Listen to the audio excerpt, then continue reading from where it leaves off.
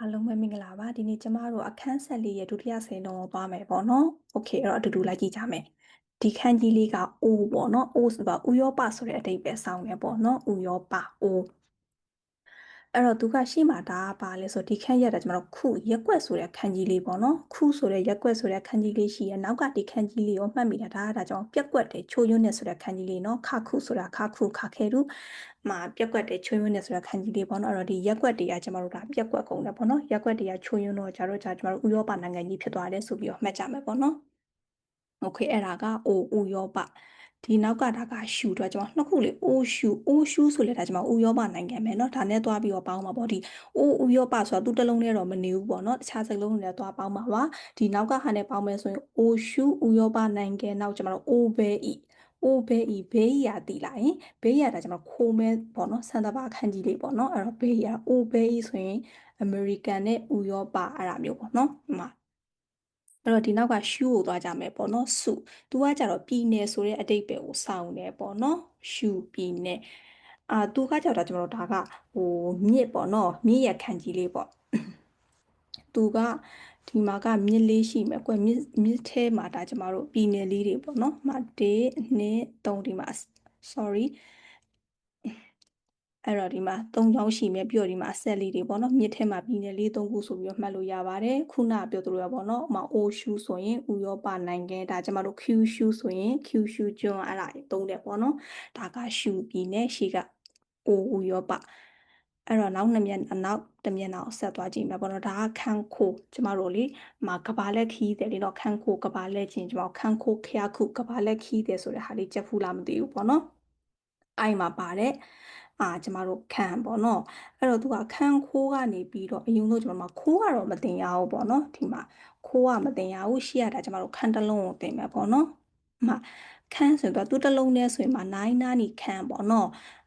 နိုင်နာနီအမြင်နိုင်နာနီခန်းစားချက်ပေါ့မှာခိုးနဲ့တွင်တော့ခုနလိုမျိုးခန်းခိုးကဘာလက်ခန်းခိုးခရခုကဘာလက်ခီးတယ်အဲ့ဒါမျိုးကိုသုံးတယ်ပေါ့နော်အဲ့တော့တွားကြမယ်ပေါ့အဲ့တော့ခိုးဆိုရင်ဒါကျမတို့သူကဘယ်လိုမှတ်မလဲဆိုရင်ရှေ့မှာကြတာကြောင့်ဘသူဆိုတဲ့ခန်းကြီးလေးနဲ့ဆင်တယ်လေနော်ဒီရှေ့ကအပိုင်လေးအမှဒါလေးလည်းပါတယ်ပေါ့နော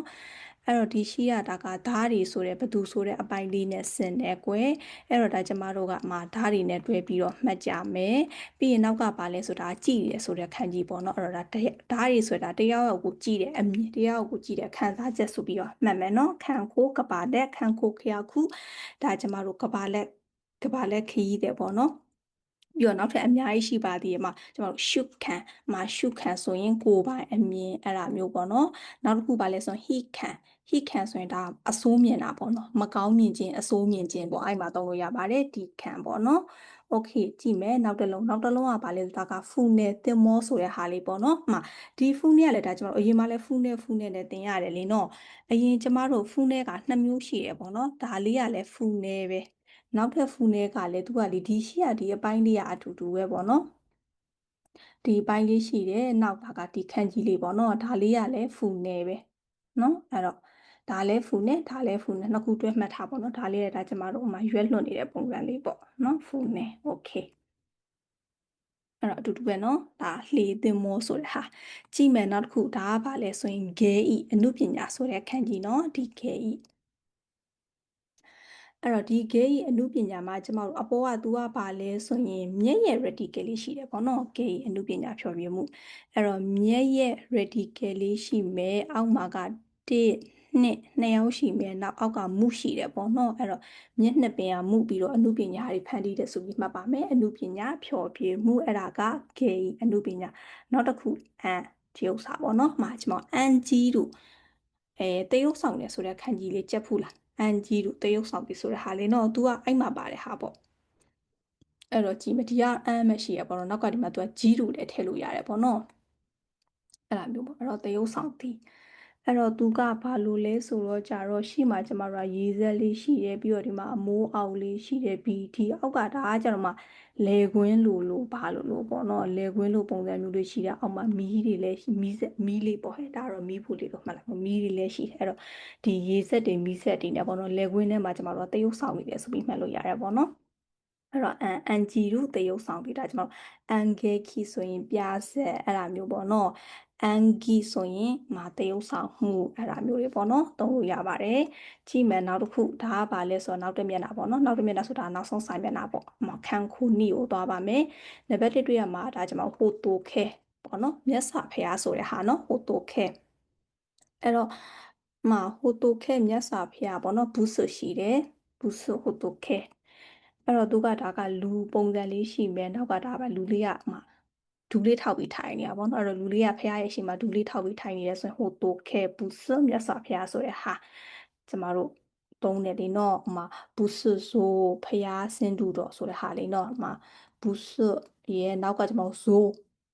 ရုပ်ပုံခန်းကြီးလေးမှတ်မိသေးလားဇိုးဆိုတဲ့ဟာနော်ရုပ်ထုခန်းကြီးပေါ့နော်ပူဆဆိုဆိုရင်ဖះစင်တူတော်အဲ့ဒါမျိုးပေါ့စင်ခန်းကြီးလေးနဲ့တွဲထားတဲ့ဟာနော်ဇိုးမှတ်မိတာမသိဘူးရှေ့မှာပါတယ်ထင်တာပဲကြည့်မယ်နောက်တစ်ခုဒီခန်းကြီးလေးကဘာလဲဆိုတာကကျွန်တော်ခါမိစာမအမြဲတမ်းပြောရလေနောက်တစ်ခုဘာလဲဆိုရင်ဂျင်းကြအဲ့မှာပါတဲ့ဟာနော်အဲ့တော့ဒါတော့သိမယ်ထင်ပါတယ်အဲ့တော့သွားကြမယ်။ तू ကဘာလဲဆိုတော့ကျတော့ရှေ့မှာဒါကျမတို့ကနင်းရှိမယ်။နောက်ကဒီခန်းကျတော့မိုရှိခိုမိမတ်မှာပါတဲ့ခန်းကြီးလေးပေါ့နော်။အဲ့တော့ခါမီဆာမစီမှာကျမတို့နည်းနည်းလေးရှောက်လာတင်ကြမယ်ဆိုတဲ့ဟာစာမွဲအောင်မို့အတွက်ပေါ့နော်နည်းနည်းလေးရှောက်ကတင်ကြမယ်ခါမီဆာမတီ။အဲ့ဒါကခါမီဆာမဂျင်ဂျာဆိုတဲ့ဟာကြည့်မယ်နောက်ခုဒါကဘာလဲဆိုဒီခန်းကြီးမဆရူဆိုကျမတို့ကိုးကွယ်တီပူဆိုတီပေါ့နော်မဆရီဆိုရင်တော့ပွဲတော်ပေါ့။သူ့ရဲ့အုံရော်မီကဆိုင်ဟုတ်တယ်နော်သူ့ရဲ့အုံရော်မီကဆိုင်အဲ့တော့ကျွန်တော်ပွဲတော်ကိုဘယ်လိုမှတ်မလဲဆိုရင်ဒါကယူကာတာနဲ့ပဲစင်တလူလိုဒါမှမဟုတ်လာခန့်ကြည့်လာယူကာတာတော့မဟုတ်ဘူးနော်ယူကာတာဒါတစ်ချောင်းနဲ့ထင်အဲ့တော့လာတိုင်းပေါ့နော်ဒါကနောက်ကတဖန်ခန်းကြီးရှိမယ်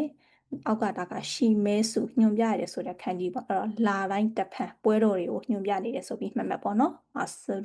ဆရီသူ့ရဲ့အုံရောမီယာဆိုင်ကြည့်မယ်နောက်ဆုံးတစ်လုံးဒီခန်းကြီးပေါ့နော်သူကပကြီးဆိုတဲ့ဟာတွေပေါ့နော်ပကြီးခိုင်ရှိမယ်ရှိမယ်ပေါ့နော်ဒါကျမတို့ပကြီးကအဲ့တော့သူ့ကိုကျမတို့ကဘာနဲ့မှတ်မလဲဆိုရင်အဲ့တော့ရှိမှာကဒါကတော့သိပါတယ်အချီလေးနော်နောက်ကခန်းကြီးလေးရောတွေ့လားနောက်ကခန်းကြီးကဒါကျမတို့အမြဲတမ်းဟိုတွေ့ဘူးတယ်ပေါ့နော်ဖိုက်မာကလေးတွေ့ဘူးတယ်ဘာခန်းကြီးလဲဆိုဦးတွေးဆုံတယ်ဆိုတဲ့ခန်းကြီးလေးနော်မှတ်မိသေးလားအဲ့တော့နောက်ကကျမတို့ဒါကဦးတွေးဆုံတယ်ဆိုတဲ့ခန်းကြီးလေးပေါ့နော်ရှိမယ်ရှိကကျမတို့ဒီမလီပြောရင်းနဲ့ကျမမေးသွားပြီအချီခန့်ကြီးလေးရှိတယ်ပေါ့နော်အဲ့တော့အချီလေးတွေတွေးဆုံပြီးတော့ပကြီးဆွဲကြမယ်ဆိုပြီးမှတ်လို့ရပါတယ်ခိုင်ဟုတ်ပြီနော်အဲ့တော့လည်းကျမတို့အခန်း14ရဲ့ဒုတိယဆယ်လုံးပေါ့နော်အတူတူပြန်နှွေးတာပြီးသွားပါပြီအဲ့တော့လေ့ကျင့်ခန်းလေးတွေရှိပါတယ်ကြိုးစားပြီးတော့လုပ်ကြည့်ပါအောင်ပါတယ်ဒီမှာလေ့ကျင့်ခန်းတွေအများကြီးပေါ့နော်အဲ့တော့အခန်း15မှာပြန်ပြီးတော့တွေ့ပါမယ်ရှင်ဘိုင်ဘိုင်